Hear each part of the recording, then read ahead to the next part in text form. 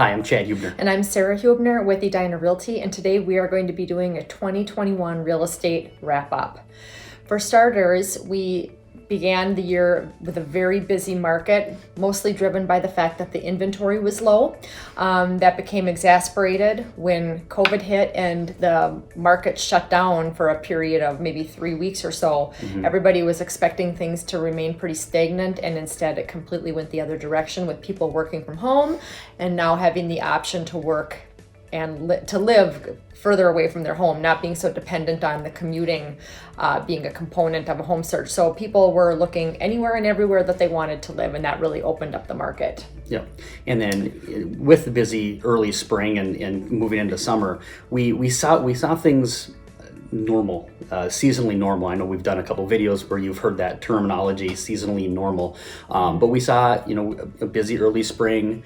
Things slow up a little bit once sports were starting and vacations were starting. Things were starting to normalize a bit, and that moved into fall, post school starting, and then even now into beginning of winter in 2021. We're seeing kind of a normal market, even though the inventory levels are not normal. Yes, the inventory is definitely the component throughout this year that has remained atypical, and that is because it has been so incredibly low. And we are continuing to see that even more so moving into the holidays, where we would always have that seasonal slowdown. We are now seeing that, but with reduced inventory. So to translate, the buyer demand is still unsatisfied by what is available. Specifically, we're seeing high demand on ramblers, recreational properties, whether that's lakeshore or land, and also acreage for people who just want to get out of the city a little bit. And a couple of things too of the typical transaction that we saw in 2021 is a relocation out. We saw a lot of people moving out of state, Yes. Out of the cities, moving up north, moving into Wisconsin, Arizona, Florida, Texas. We saw a lot of that this year, which that's been the last couple of years we've seen some of that.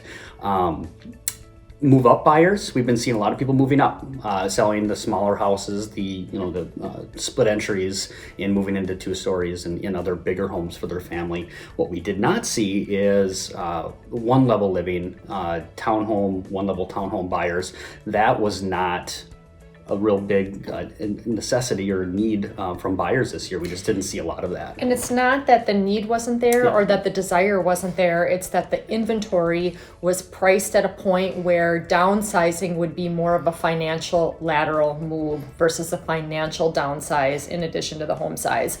And that prevented a lot of people from taking the plunge in that regard. So that kind of wraps up 2021. Now looking into 2022, we got a lot of unknowns here. We're in early December of 2021. We have more of the COVID information coming out with variants, so we don't know how that's going to play out. Interest rates are still very good. We're anticipating a little uptick in those rates, but you never know. We've been saying that for years, but they keep telling us it's coming around the corner. So yeah. So we'd anticipate we're going to have I would say not a normal spring, but I think we'll have a spring like we did the last 2 years. It's going to be a very busy spring. We'll see what happens with inventory levels mid 2022. But if you're looking at making a move, this is a good time to really start those processes and getting things started. Yeah. If we can answer any other questions for you, let us know. Shoot us a line if you'd ever have any specific video topics that you want us to address. Thank you for watching and have a great day.